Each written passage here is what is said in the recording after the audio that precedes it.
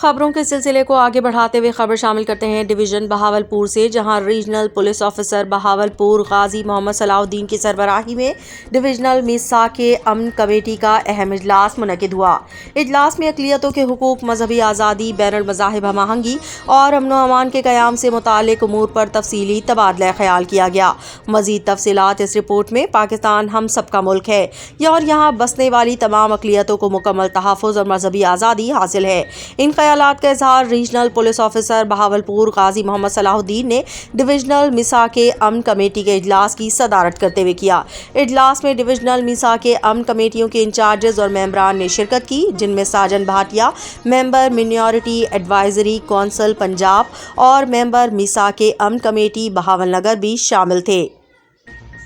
ساجن بھاٹیا نے اس موقع پر کہا کہ اگرچہ پاکستانی اقلیتیں تعداد میں کم ہو سکتی ہیں مگر حب الوطنی میں کسی سے کم نہیں۔ انہوں نے حکومت پنجاب، وزیر اعلیٰ محترمہ مریم نواز شریف، صوبائی وزیر انسانی حقوق و اقلیتی امور Sardar Ramesh Singh Arora, regional police officer Bahawalpur Ghazi Muhammad Salahuddin, deputy commissioner Zulfiqar Ahmed Bin, district police officer Hafiz Kamran Asghar اور Sajjad Tariq, district incharge Misaq Aman centre کا خصوصی شکریہ ادا کیا۔